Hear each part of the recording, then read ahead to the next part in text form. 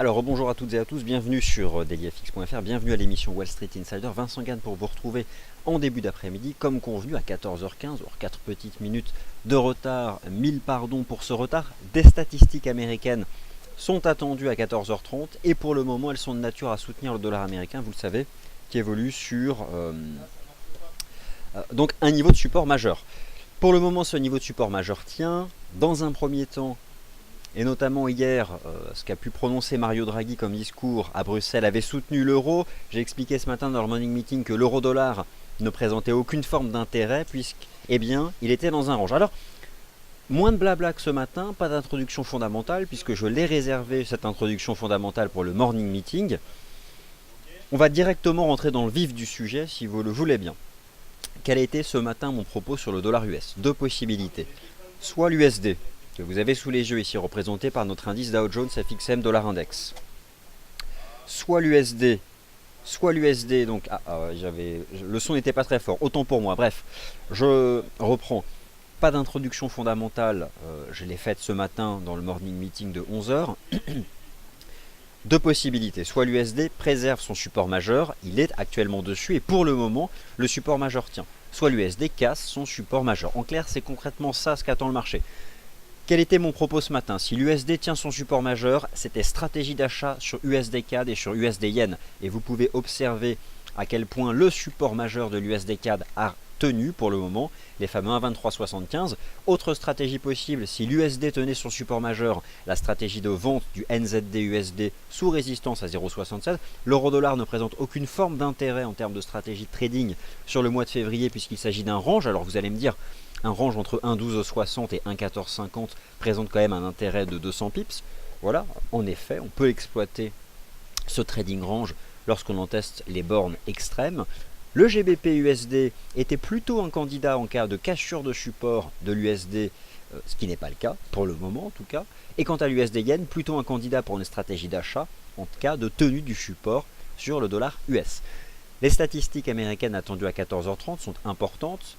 Je vous rappelle que demain, nous prendrons aussi connaissance de la seconde estimation du niveau de la croissance économique aux États-Unis au 4e trimestre. Donc ça, c'est un chiffre majeur qui est attendu demain à 14h30. C'est pourquoi je vous retrouverai à nouveau à 14h15. Mais cet après-midi, c'est tout aussi important. Il s'agit de l'estimation de l'évolution des prix aux États-Unis en janvier. Et pourquoi c'est important? Parce que si vous vous souvenez un peu de ce qu'a présenté, de la façon dont s'est exprimé Yellen devant le Congrès des États-Unis, elle a évoqué une inflation déclinante. Alors, elle a beaucoup insisté sur l'état positif du marché du travail, mais a quand même émis des doutes du côté de cette inflation. Le terme utilisé, je crois que c'était déclinante. Tout ça pour dire que, avant l'été prochain, normalement, il n'y a pas de hausse de taux aux États-Unis, mais le fait d'avoir simplement reporté dans le temps les anticipations de hausse des taux d'intérêt aux États-Unis, pour l'instant, se traduit simplement par un trading range sur le dollar US, ici. Et donc, pour le moment, le support à 11 736, la mèche ici du 6 février, tient. Alors, étant donné que pour le moment, le marché se situe dans un scénario de tenue du support sur l'US Dollar Index, eh bien forcément, je vais commencer par m'intéresser aux trois stratégies qui avaient été proposées ce matin. Première stratégie était celle d'adopter une stratégie baissière, mais j'avais franchement pas non plus une conviction extrêmement forte parce que je trouve que c'était quand même assez fort ces dernières séances, la résistance des 0,76 sur le NZD-USD. Alors, pour le moment, c'est une résistance, je vous rappelle, de dimension assez importante. C'est un niveau de résistance horizontale que l'on peut identifier sur les graphiques de long terme. Et en effet, pour le moment, les 0,76 restent résistants sur le NZD-USD. En l'état, pardonnez-moi, tant que le marché se maintient sous les 0,76, c'est une résistance. Et une stratégie de vente, alors le money management, je vous le rappelle, vous appartient, c'est quelque chose de purement personnel, et étant donné ici que la présentation est à titre indicatif, vous avez eu l'avertissement légal et qu'il n'y a pas de conseil d'investissement, c'est à votre discrétion. Mais dans tous les cas, 0,76 était une résistance et les 0,7617 peuvent être utilisés en tant que ratio de Fibonacci comme un niveau de prix adapté pour positionner donc un stop de protection. Donc le NZD-USD pour l'instant et en l'état, tant que le dollar US tient son fameux support majeur qui pour le moment tient, le NZD-USD se maintient sous résistance. Mais aujourd'hui de loin la plus belle de toutes, vraiment selon des standards d'analyse technique, et sans même raisonner vis-à-vis du dollar US, c'était l'USD CAD. Ce matin, voilà. support majeur, 1,2375, testé à 1, 2, 3, 4, c'était la 5e fois, 5e reprise, dans le sens donc de la tendance haussière. J'apprécie, c'est vrai, beaucoup cette phase de transition latérale que propose l'USD4 donc sur l'ensemble du mois de février. Donc ça fait en effet partie des choses qui m'intéressent. Mais en tout cas voilà, pour le moment, c'est quelque chose qui est plutôt attractif. USD CAD, NZD, USD sous résistance, USD CAD sur support, USD Yen, là aussi, moins de conviction que l'USD CAD, mais cependant, je conserve une vue de marché positive au-dessus des 118,20 et au-dessus de cette ligne de tendance haussière ici, sur l'USD Yen. Le GBP USD était un candidat dans le cas d'une cassure de support sur l'US dollar index. C'est un scénario qui est encore possible de casser le support sur l'US dollar index. Les chiffres tombent dans 5 minutes. Personne ne connaît la nature de ces chiffres, hormis le consensus du marché, qui anticipe en effet, au mois de janvier, un taux de variation négative d'un mois à l'autre pour cette inflation aux États-Unis, et en rythme annuel 1,6%. Les commandes de biens durables, elles sont importantes. Pourquoi? Parce qu'elles permettent de se projeter. C'est quand même un indicateur économique qui a un rôle avancé. Le consensus se situe à 0,5. Et la précédente lecture, celle du mois de décembre, était plutôt décevante puisqu'il avait s'agit d'un taux de variation négatif. Donc ce sont des chiffres qui sont importants. Pour le moment, le GBP USD, après avoir donné une succession de signaux positifs, et notamment la semaine dernière, nous étions donc, je me souviens, ce 12 février à la cassure des 1,5320, eh bien 1,5540 est un niveau de résistance journalière, alors qu'on ne voit pas forcément ici sur un graphique H4, mais le voilà, c'est ce niveau-là, 1,5540. Pour le moment, ça bloque, mais bon, au-dessus du support, au-dessus du premier support, eh bien les premiers supports peuvent tout à fait tenir. Donc on sera vite fixé en fonction du positionnement vis-à-vis du dollar US. En ce qui concerne l'euro-dollar, qui ne présente toujours selon moi depuis le début du mois de février aucun intérêt. Pourquoi? Parce que c'est un range. C'est un range. Alors quelle est la forme de ce range? Éventuellement, oui, pourquoi pas une espèce de... une forme un peu en triangle, rectangle chartiste. Voilà concrètement dans quel type de range évolue l'eurodoll. De plus en plus étroit, il n'empêche que le niveau des 1,1260, 1,1272 est toujours un niveau de support qui est plutôt recherché par le marché, notamment après cette espèce d'optimisme général qui semble s'installer sur les perspectives de reprise, de rebond de la croissance économique au sein de la zone euro. Alors voilà, moi c'est plus ou moins l'état des lieux que je peux vous faire des paires majeures avant ces chiffres. Je reviens ce matin sur le Bund pour vous dire que tout va bien. J'ai ouvert mon webinaire ce matin dessus. C'est méga bullish, il n'y a pas photo. Détente générale des rendements obligataires sur le marché de la dette souveraine au sein de la zone euro. Bon, je ne refais pas le laïus expliqué ce matin. Vous avez d'ailleurs un nouvel article sur notre site. Vous avez désormais à 159,50 un nouveau support. Target au mois de mars 161,30. En ce qui concerne le marché action maintenant, le CAC 40 pour le moment est dans une compression au-dessus de cette ligne de tendance haussière, mais sous la résistance à 4900 points. Alors, c'est une extension de Fibonacci que je surveille. Je vous rappelle que, et j'ai noté ça tout à l'heure, et c'est pourquoi je vous ai mis un article sur notre site, que je vais aller chercher tout de suite, eh bien, 40 valeurs du CAC sur 40 sont dans le vert. Voilà, donc, j'ai pris le temps de vous préparer cet article, ça peut vous intéresser potentiellement ou pas, je ne sais pas. Et donc voilà. Aujourd'hui, à mi-séance, quand le CAC valait 4901 points, et toutes ces performances, je les ai arrêtées lorsque le CAC valait 4901 points. Hier, GDF Suez était encore en baisse depuis le début de l'année. Grâce à aujourd'hui sa hausse de 2%, GDF Suez est dans le vert depuis le début de l'année. 40 valeurs du CAC sur 40 étaient, avec un CAC à 4900 points, dans le vert depuis le début de l'année. Bon, quant au CAC 40 total gross return qui intègre les dividendes qui sont payés par les entreprises que vous avez sous les yeux, là, eh bien, nous sommes sur des sommets historiques depuis belle lurette, depuis mi-janvier. Et le CAC 40 s'apprécie à 4901 points, de 14,50% depuis le début de l'année. Donc j'ai essayé de décortiquer un peu la hiérarchie du CAC 40, avec de loin le titre Renault qui s'apprécie presque de 40%. GDF Suez qui est à peine dans le vert depuis le début de l'année. On retrouve quand même Valeo en numéro 2, pour représenter justement la performance du secteur automobile. Donc là vous avez un article que j'ai pris le temps de rédiger qui revient justement sur ces éléments-là, qu'est-ce qui porte les actions européennes. C'est plus du fondamental, enfin c'est plus un article de fond. Maintenant moi je vais quand même étudier plutôt l'intraday dans cette émission, donc Wall Street Insider. Et donc voilà un article qui est susceptible de vous intéresser ou pas d'ailleurs. Alors on verra. Je repasse sur la plateforme le temps que ça charge. Il est 14h29. Alors, la plateforme, il faut qu'elle charge un peu, les chiffres vont tomber. Alors, je vous rappelle que vous avez la possibilité d'augmenter la résolution en bas de la salle de trading. Vous avez un petit bouton où vous pouvez passer en haute définition. Alors là, j'ai fait... alors un instant, j'ai ma plateforme qui... j'ai lancé trop de choses. Et ma plateforme a en effet planté. Donc... alors un instant s'il vous plaît, je vous invite à patienter. Alors déjà, elles sont très... alors, nouvelles inscriptions hebdomadaires au chômage supérieures aux attentes. Alors, ok, je vais relancer ma plateforme. Décidément, j'ai voulu afficher trop de choses. Donc là, allez, je relance ma plateforme de trading et je reviens donc avec vous pour étudier la suite des événements. En attendant, je vous invite à laisser peut-être des commentaires ou partager des graphiques. Donc,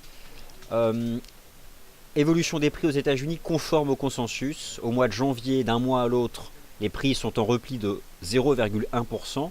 Le taux d'inflation annuelle s'établit à 1,6%. L'inflation corps d'un mois à l'autre est supérieure aux attentes. L'inflation corps ou inflation sous-jacente, je vous rappelle, exclut l'évolution des éléments les plus volatiles, entre autres l'énergie. Donc ce sont plutôt des chiffres économiques favorables, je trouve là, avec une inflation corps d'un mois à l'autre qui ressort à 0,2 alors que le marché l'anticipait à 0,1. Voilà, ma plateforme graphique est en train de revenir. Cela ne m'étonnerait pas, je pense que le dollar américain doit être soutenu par ces chiffres que je trouve solides. Donc nous sommes dans le scénario de tenue du support sur le dollar US. C'est un fait. Et donc il faut regarder USD CAD à l'achat, USD Yen à l'achat et NZD USD à la vente. Voilà, globalement, le marché a fait son choix. Et les commandes de biens durables ressortent à 0,3%. Donc un taux de variation positif après les moins 0,8 du mois précédent. Voilà, toutes les statistiques américaines sont tombées. Elles sont, je trouve, globalement favorables, notamment aussi les commandes de biens durables d'un mois à l'autre qui battent le consensus. Des statistiques US favorables, le dollar américain tient son support majeur. Étant donné que le dollar américain tient son support majeur, la partie USD dans l'euro-dollar est sous pression et se replie à nouveau en direction du support ici à 1,1260. Alors, est-ce que les 1,1260 vont à nouveau tenir? En tout cas, c'est un niveau de support. Soit mettre en place des stratégies de vente en cassure de support, soit à nouveau exploiter ce niveau horizontal pour une stratégie d'achat. Mais pour une stratégie d'achat sur l'euro-dollar, je ne vois que ce niveau ici des 1,1270 $. Finalement, c'est le seul vraiment niveau de prix qui me paraît attractif ici pour un achat, donc pour une stratégie positive sur les cours de l'euro-dollar. Je pense que l'USD est en chercher, l'USD CAD... alors non, parce que... alors ça c'est intéressant, pourquoi? Parce qu'il y avait aussi des chiffres en provenance du Canada qui sont tombés. Alors on a eu ce matin une belle réaction de l'USD CAD d'environ 150 pips quand même depuis ce matin. Je crois que des chiffres sont tombés aussi en provenance du Canada, et ça c'est important de le noter.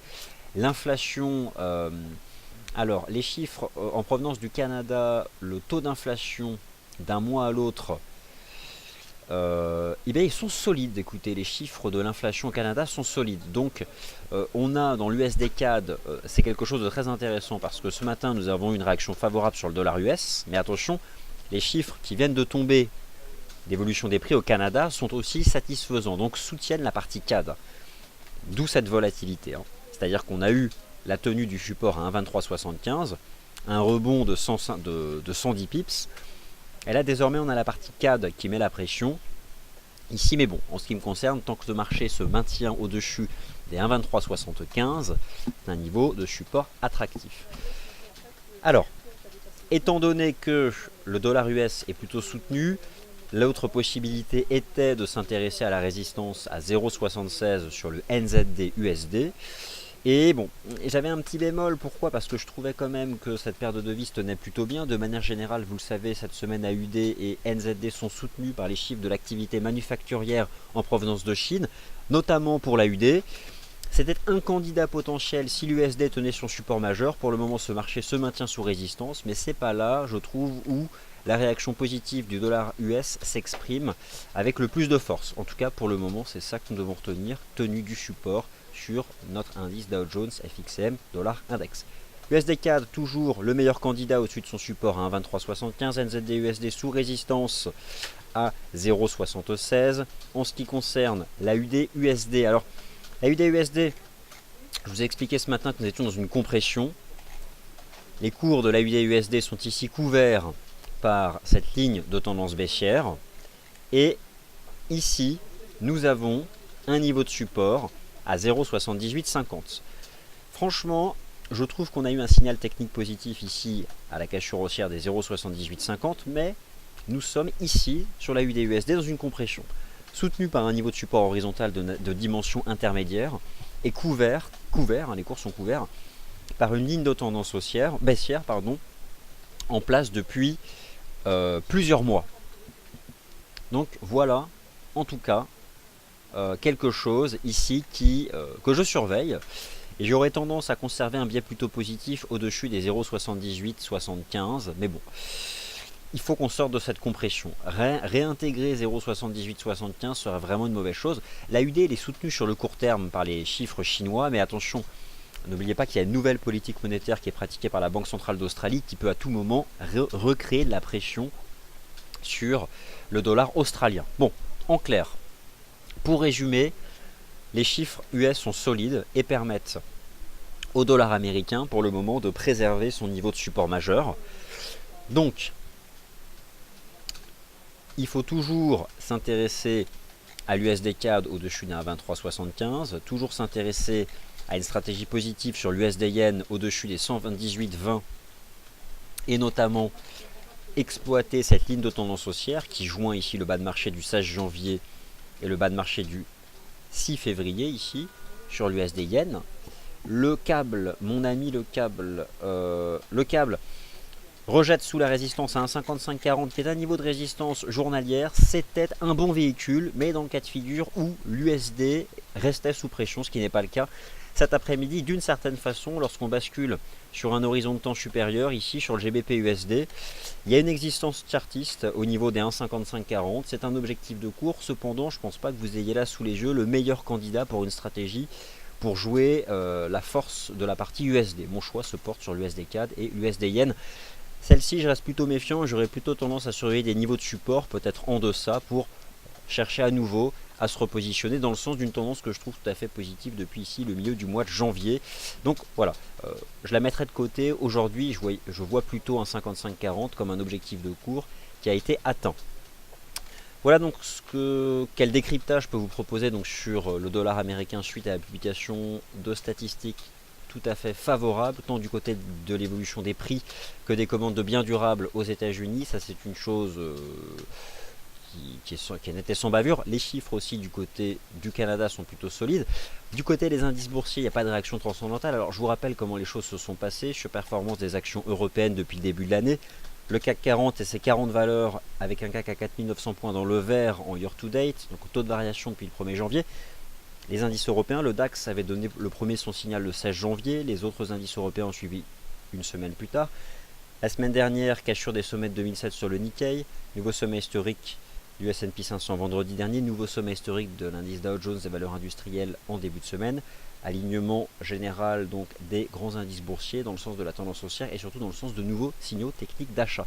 Ça, c'est pour la tendance de fond, c'est pour le moyen terme. Maintenant, sur le court terme, lorsque j'ai étudié un graphique intraday du CAC 40, vous avez ici une capture d'écran que je vous ai proposée ce matin. Maintenant, je vais vous la montrer en temps réel. Où nous en sommes par rapport à cette ligne de tendance? Eh bien, clairement, nous sommes toujours au-dessus, mais on voit qu'il y a un phénomène de compression. Quelle est cette compression et comment se décrit-elle sur le CAC 40? Moi, je m'intéresse toujours à cette jambe de hausse qui a été réalisée entre le 15 janvier et le 26 janvier, reportée au point bas du 28, qui me donne globalement des bons niveaux de prix horizontaux ici sur l'indice CAC 40. À chaque fois qu'on a franchi, le niveau agissait comme support, résistance, franchi, il agit comme support. Et le marché a fait 4901, ma prochaine extension est à 4907. Clairement, il y a un surachat qui, à un moment ou à un autre, peut provoquer la cassure de cette ligne de tendance. On a eu une tentative ici vraiment de s'éloigner de cette ligne de tendance et on aurait pu avoir un nouveau signal en s'affranchissant des 4907 points. Là, j'ai plutôt envie de vous dire que nous sommes sous résistance et qu'on s'approche quand même de plus en plus vers un scénario de pullback un peu plus profond. Il faudrait monter sur des horizons de temps supérieurs pour en envisager la suite. Mais attention, le CAC 40 est vraiment dans cette compression. Est-ce qu'on retrouve ce type de compression sur le DAX et l'Eurostoxx 50? Le DAX, tout va bien dans le meilleur des mondes. Regardez le DAX, tout va bien, ça reste complètement bullish. Mais alors, complètement haussier le DAX. Vous retrouvez ici ces fameuses extensions de Fibonacci que je vous proposais sur le DAX. C'est le même raisonnement. Nous avons une jambe de hausse entre le 15 janvier et le 26 janvier, reporté au point bas de la conso du 28 janvier. Le DAX, je conserve une anticipation haussière tant que ce marché se maintient au-dessus du support à 11 189.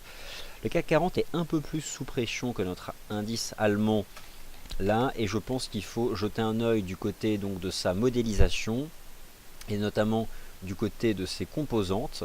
Et aujourd'hui, nous avons dans le DAX et dans le CAC 40, pardon, Sanofi et Total en repli. Alors Sanofi et Total pèsent, je vous rappelle, 20% du CAC. Je pense que aujourd'hui, ce qui explique la différence entre le CAC 40 et le DAX, c'est le fait qu'il y ait des pressions vendeuses sur Total et Sanofi. Ces deux titres représentent à eux deux 20% du CAC. Il n'y a aucune valeur dans le DAX qui, rassemblée, représente 20% donc de la pondération de l'indice allemand. Donc je pense que c'est globalement ce qui doit expliquer ça. Mais bon, pour le moment, pas de signal de vente. Attention, pas de signal de vente. Trend following. On suit la tendance jusqu'à ce qu'un signal technique vous indique que cette tendance s'inverse. Alors, clairement, il n'y a pas photo. Le marché se repositionne sur le dollar US après des pressions négatives qui ont continué en première partie de semaine suite aux auditions de Janet Yellen devant le Congrès des États-Unis. Mais la tendance haussière, là aussi, de fond reprend. Le marché se repositionne nettement sur le dollar américain avec toujours. Alors ça y est, le NZD-USD, ça y est, ça se matérialise. NZD-USD, nous avons enfin, voilà, enfin un scénario de rejet sous les 0,76. C'était avec l'USD-CAD à l'achat et le NZD-USD à la vente, les deux meilleures stratégies pour un scénario de tenue du niveau de support sur l'USD index. Donc, stratégie toujours de vente sous la résistance des 0,76 sur le NZD-USD avec un stop au-dessus des 0,77, soit 16,17. Et l'USD-CAD m'intéresse toujours pour son niveau de support, donc notamment des 1,2375. Voilà, ce sont les deux meilleures stratégies. Long USD-CAD, short NZD-USD, long USD de manière globale. Voilà, chers auditeurs, pour ce premier décryptage que je pouvais vous proposer. Alors ensuite il y a d'autres stratégies qui m'intéressent mais sur lesquelles je suis davantage revenu ce matin dans le morning meeting.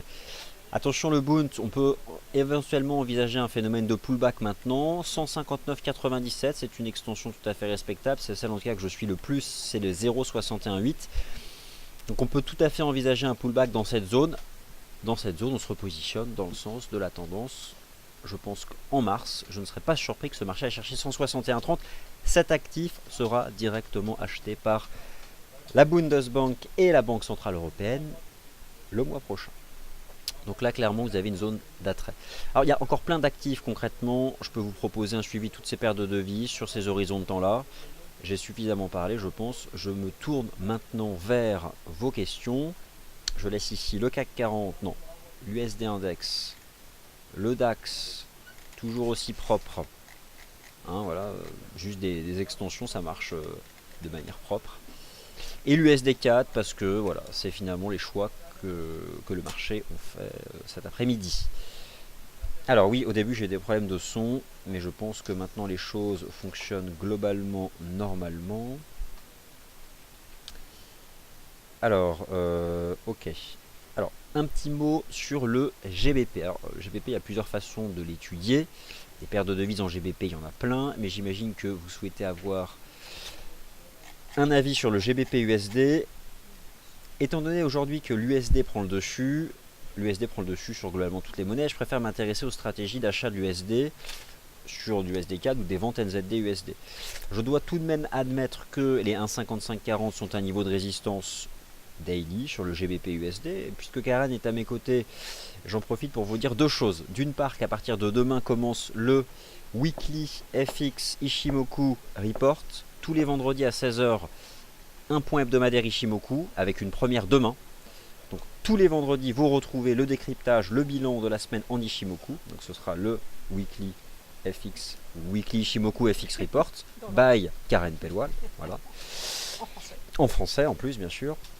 Alors, Karen est à côté de moi et elle me dirait qu'étant donné que nous sommes en train d'enfoncer la Tenkan, on peut probablement aller chercher ce niveau-là. Est-ce un niveau pour se repositionner dans le sens de la tendance? Bon, je serais plutôt méfiant étant donné qu'aujourd'hui la partie USD prend le dessus. Mais voilà. Donc on a un premier niveau ici à 54,70 en intraday. Hein. La Kijun est plutôt ici. Donc voilà. Bon, le GBP, de toute façon, si je passe sur quand même un horizon de temps supérieur, pour moi, il avait vraiment des éléments positifs. En l'état, il n'y a pas de div, il n'y a pas de... Aujourd'hui, on a forcément une pression qui est naturelle de l'USD, mais j'aurais tendance à dire que je ne serais pas surpris que des acheteurs se repositionnent dans cette zone-là sur GBP USD. Bon, on a un mouvement de progression depuis... je vais afficher l'Ishimoku en daily pour voir ce que ça donne.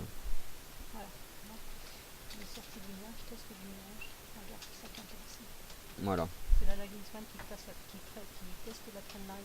Donc si ça tient, c'est bon, c'est parti. Donc on a testé la partie haute du nuage, hein, voilà. Ici en Ishimoku. Ici vous avez la lagging span qui tente de casser la ligne de tendance baissière en place depuis 15 janvier. Donc on a fait une cassure, on vient tester la cassure. Voilà. Si concrètement, si ça tient au-dessus de cette zone-là, étant donné qu'aujourd'hui c'est volatile parce qu'il y a vraiment cette partie-là du cross qui appuie.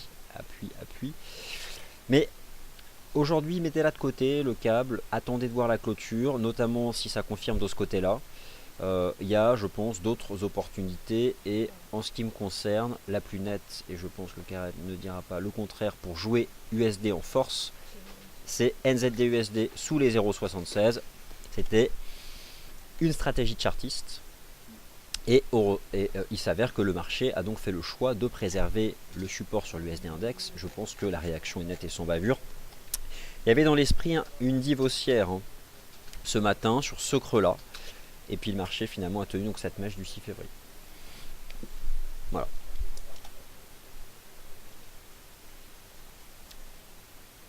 Alors, mon écran ne serait pas très lisible aujourd'hui. Alors c'est assez étonnant, il faudrait que je vérifie exactement ce qui se passe. Parce que ça l'était tout à fait tout à l'heure. J'irai vérifier après les... Alors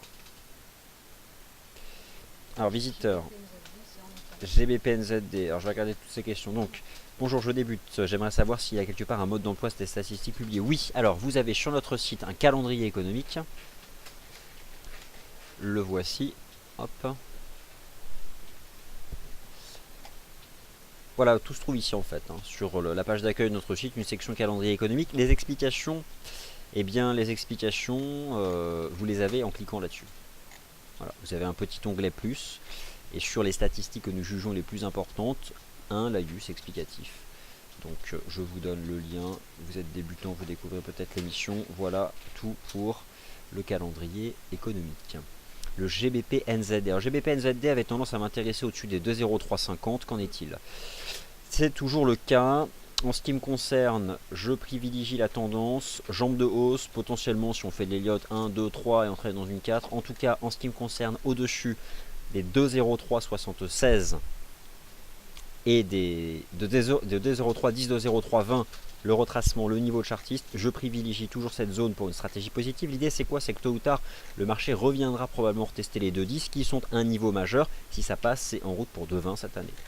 Personne ne peut faire de plan sur la comète. Ce que je peux vous dire et ce que dit l'analyse technique, c'est que vous avez ici une zone d'attrait pour une stratégie positive, en tout cas qui vous permet de gérer votre money management. En gros, le stop de protection pour des stratégies longues, il est dessous ce niveau.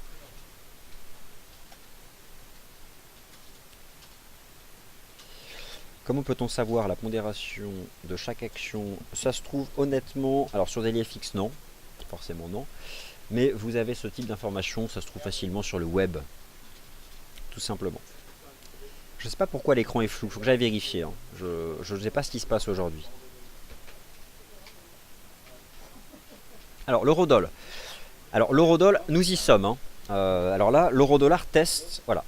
J'ai envie de dire, tant que le niveau tient, disons que si vous exploitez un 12,60 pour une stratégie d'achat, votre stop, vous le mettez sous un 12, enfin sous un 12,50. C'est stop de 20 pips, parce que si ça casse, c'est fini, quoi.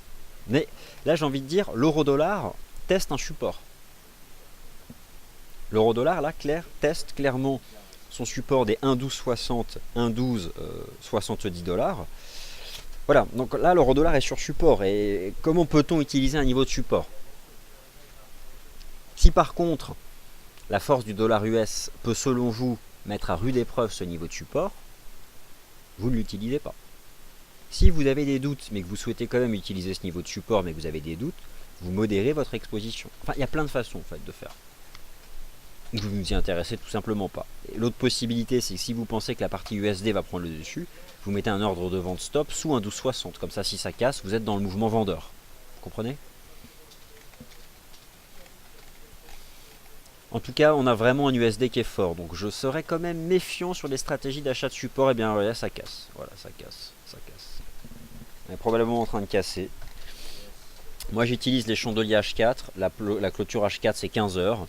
Si nous avons ici un euro-dollar qui casse, sortir par le bas d'un range en place depuis le début du mois de février, bah écoutez, c'est en route pour les 1,11. Mais je suis plutôt gêné sur l'eurodoll et lorsque je vois la force aujourd'hui qui est incroyable de l'USD, je reste persuadé que les achats USD CAD et les ventes NZD USD sont probablement des stratégies les plus sympathiques. Sous 0,76 pour le NZD USD, au-dessus des 1,2375 pour l'USD CAD. Et l'euro-dollar en l'état, on a une possibilité de cassure aujourd'hui de support. Alors, on verra la clôture H4. Hein. Moi, un signal pour moi, elle est donné sur clôture. Donc pour l'instant, je me tiens à l'écart.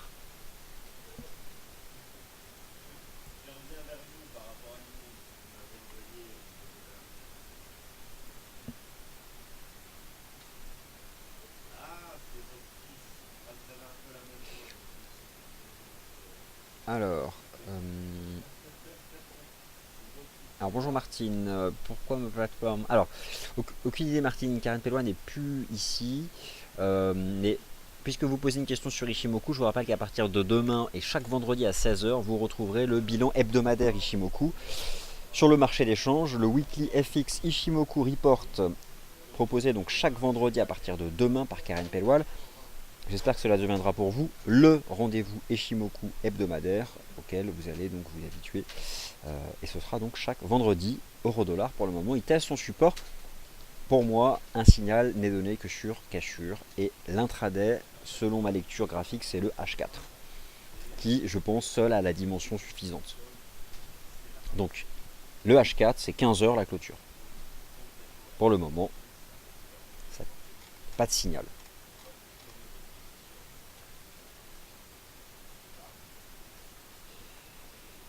L'or.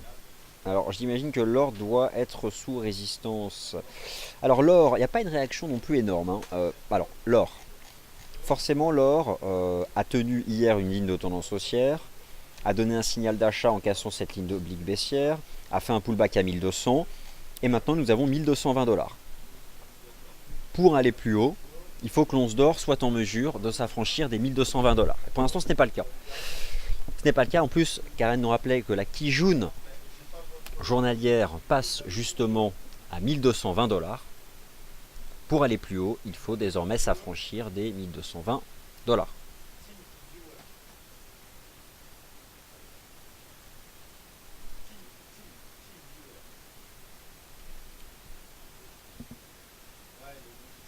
Oui, c'est dans pas longtemps le H4, hein, tout à fait. Tout à fait. Alors donc voilà pour le moment. Donc en l'état, voilà, l'eurodoll il est sur support, il teste son support, on verra la close H4 de 15 heures. USD Yen. Alors l'USD Yen faisait partie avec l'USD CAD à l'achat et le NZD USD à la vente des 3 véhicules FX pour un scénario de tenue du support sur l'USD. Je conserve toujours une vue de marché positive au-dessus des 118,20 sur l'USD Yen, support intermédiaire à 118,60. Et pour le moment, le support tient en effet sur l'euro dollar. Pour le moment, ça tient, voilà. D'où l'importance des cours de clôture. On verra, on verra. Est-ce que ça va casser, est-ce que ça va pas casser? Mon collègue Adrien me fait, ça va casser. D'autant plus qu'en effet, ce matin, on a eu un piège vendeur. Pourquoi? Parce qu'on a eu cette cassure de support, mais en fait, on est allé chercher la mèche basse et on avait en l'esprit peut-être une divergence positive en H4 sur l'US dollar index. Et lorsqu'on a justement des pièges comme ça, on a de violents contre-pieds dans l'autre sens. Le dollar a tenté de sortir par le bas de son range pour finalement le réintégrer. Il y a une possibilité de voir le dollar US revenir chercher la partie hausse de son range. Et dans ces cas-là, cela mettrait en effet à rude épreuve le niveau de support sur l'euro-dollar. Mais honnêtement, si on a des doutes sur l'euro-dollar, il y en a 3 autres qui sont parfaites, USD-CAD, USD-Yen et le NZD-USD. NZD-USD sous la résistance des 0,76. Voilà, allez, je vous rappelle donc à partir de demain 16h le Weekly Ishimoku FX Report, l'unique, le point de marché Ishimoku à ne pas manquer chaque semaine à partir de demain à 16h, animé donc par Karen Pelwal, donc experte de l'Ishimoku en France, et ces webinaires seront bien sûr chaque semaine enregistrés. Et donc le premier c'est demain à 16h. Voilà, je vous remercie toutes et tous de votre participation, de votre nombre, puisque là nous tendons à nouveau vers des records d'audience, tant en salle de trading que sur notre site. Merci beaucoup. Et puis, vous avez donc un nouveau webinaire tout à l'heure, ici même à 18h. À demain.